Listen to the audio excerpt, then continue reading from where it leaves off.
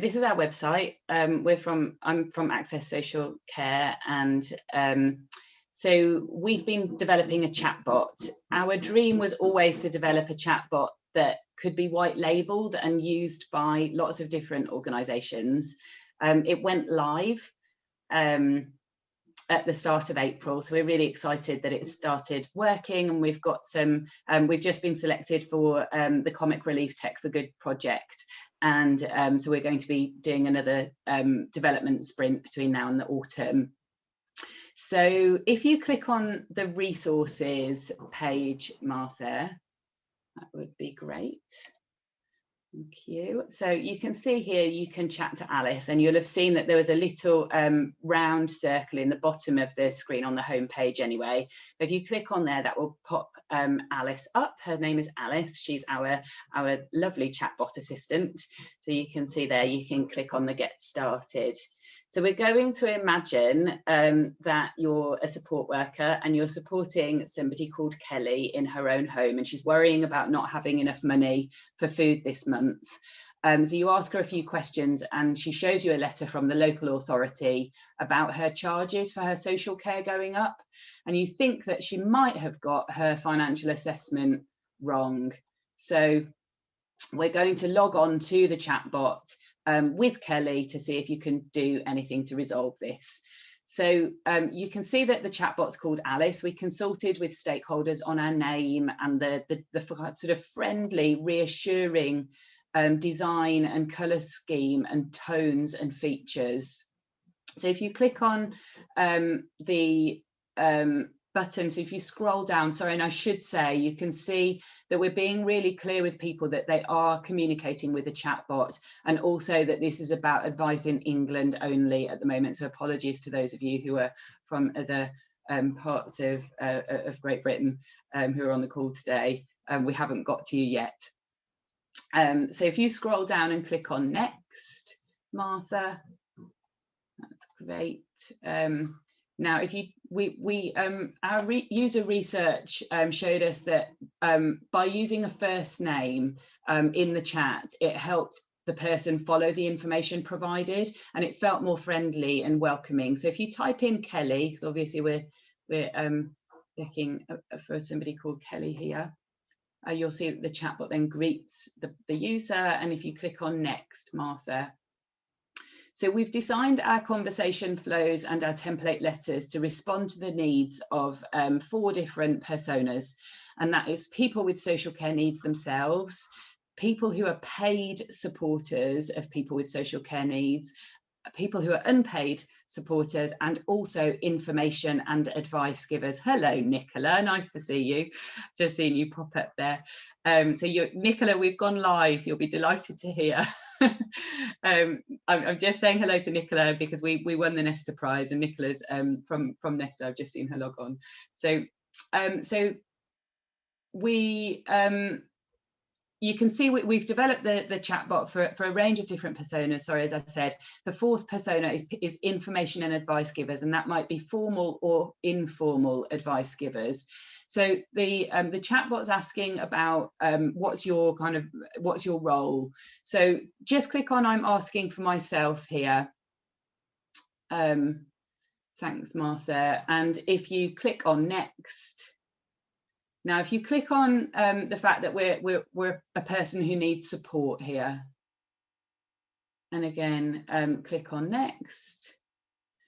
So we found that some users needed some additional help to understand the subject areas, to understand what we mean by social care and what we mean by welfare benefits. So I won't get you to click on read more just here, but if you go down to the bottom, you can click on social care. Now, obviously, the rules are different for social care depending on whether you're over 18 or not. So if you just click on I'm over 18 or over, and click on Next. So you can see here that a key outcome for us was making sure that we diverted people appropriately if actually they were contacting about something very urgent. And making sure that we built that safeguarding process in was really important to us. We did a lot of testing around this, and we found that the traffic light system worked best for people. So in this scenario, Kelly is actually going to click on lower risk, but if you were to click on higher risk, it would divert you to asking if you wanted to submit as a safeguarding concern. So click on lower risk, Martha, please. Now, because of the Coronavirus Act, we had to put this extra slide in. The Coronavirus Act really changes the scenario for social care. So just click on next here. That would be great. Right. So are you getting social care at the moment, Kelly? So click on yes, she is. And we found that just restating the user's situation at different points during the chat, this is a feedback that we got from the user testing. We found that people found that reassuring and helpful to kind of confirm their understanding of where we were and that we were taking on the information that they were giving. So we've kind of done that feedback, as you can see. So just click on next. And you can see here that the chatbot's asking us your question about how much you pay for social care. So click on yes, please, Martha. And your charges are too high, is that right? So we're going to click on yes. So where are we now? So the rules relating to charging for social care will differ depending on what type of care a person is receiving. So in our scenario, Kelly doesn't live in a residential care home. So click on other types of social care. And in response to this next question, we're going to click on For My Care Now. Okay, so we need to understand that what we need to do is find out if she's been charged correctly. So click on yes. And then we're going to click on read more under the first text box. So again, you can see that we're providing more information about the law for people who are not familiar with the details. So scroll down from here and click on no, please, Martha.